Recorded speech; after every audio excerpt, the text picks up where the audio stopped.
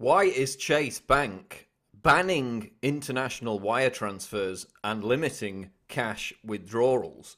Chase Bank has moved to limit cash withdrawals while banning business customers from sending international wire transfers from November 17th onwards, prompting speculation that the bank is preparing for a looming financial crisis in the United States. Numerous business customers with Chase Business Select Checking and Chase Business Classic accounts have received letters over the past week informing them that cash activity, both deposits and withdrawals, will be limited to a $50,000 total per statement cycle from November 17th onwards. The letter reads, "Dear business customer, starting November 17, 2013, you will no longer be able to send international wire transfers. You will still be able to send domestic wires and receive both domestic and international wires. We'll cancel any international wire transfers, including recurring ones you schedule to be sent after this date. Your cash activity limit for these accounts will be $50,000 per statement cycle per account. Cash activity is the combined total of cash deposits made at branches, night drops, and ATMs, and cash withdrawals made at branches, including purchases of money orders and ATMs. These changes will help us more effectively manage the risks involved with these types of transactions." Another letter, which you can read in the InfoWars article, received by Peak to Peak Charter School, a college in Colorado, states that the option to send both international and domestic wire transfers has been withdrawn from Chase Business Savings account holders. And shortly after we posted this story, other Chase Business customers confirmed that they had also received similar or identical letters. In response to a respondent on Facebook who claimed, "That's bull, I went to Chase and asked," Danny McBriar responds, "I'm a Chase customer with both of the type accounts mentioned and got the letter posted.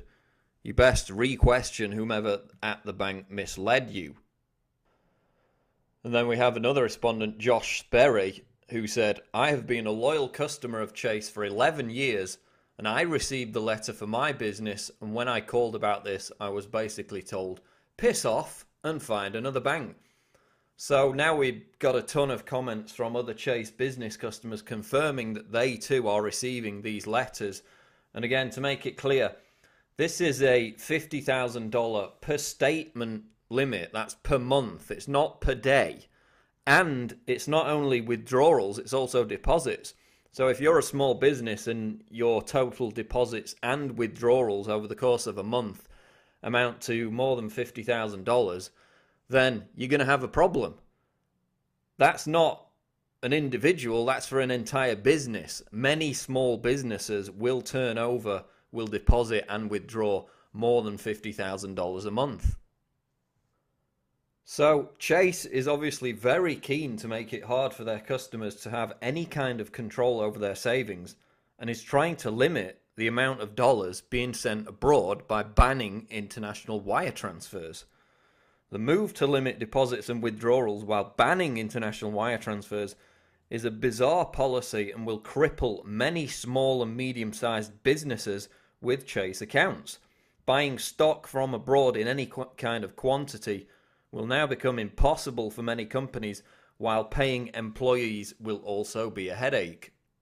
Here's another example of a customer receiving the same letter. You'll notice there they've used the Iraqi dinar to cover up their address and account details, maybe because the US dollar will soon be worth a similar amount. But why has Chase announced such a ludicrous and restrictive policy change, and is it related to the potential for a US debt default or a wider US economic crisis?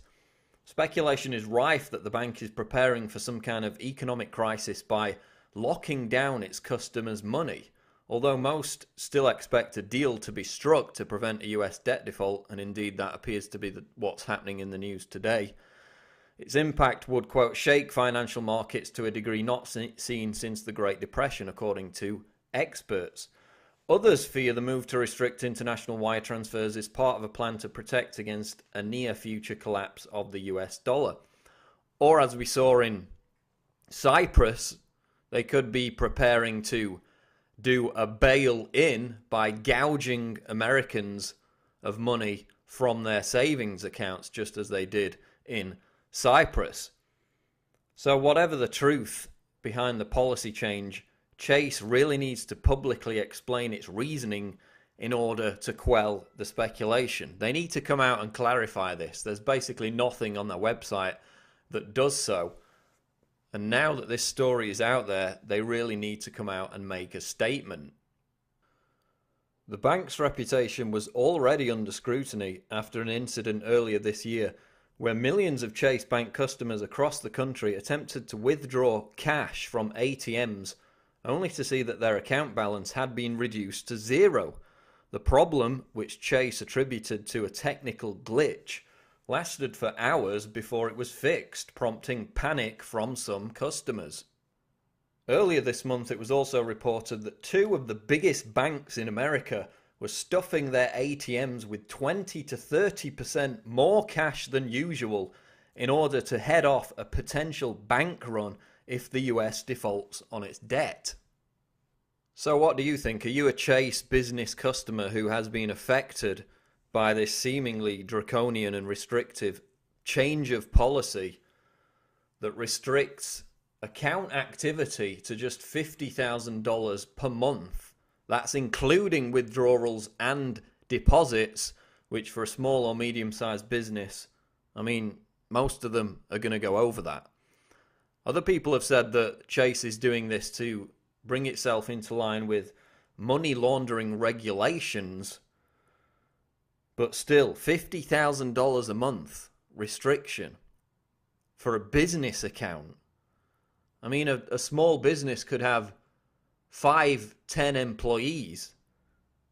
They have to pay them every month. That's already, $20,000 on its own. Then you've got the buying of stock, paying of bills. Most small businesses with 10 employees, the vast majority of them, are going to go over that $50,000 a month threshold. So, is that really to prevent money laundering? It seems an awfully low figure. And then, of course, you've got the ban on international wire transfers. That would prevent businesses from buying stock from abroad. That's a ridiculously restrictive policy. And it's going to cause massive problems for a lot of small, medium businesses, large businesses in the United States. So why is Chase Bank restricting cash activity to $50,000 for business customers and banning withdrawing international wire transfers? We need clarification. We need some kind of context and clarity from Chase Bank. It's not been forthcoming so far. Let me know if you're a Chase business customer or if you've seen this similar kind of policy change at your bank, if it's a different bank, in the comments below. We'll continue to track this breaking story. This is Paul Joseph Watson reporting for Infowars.com.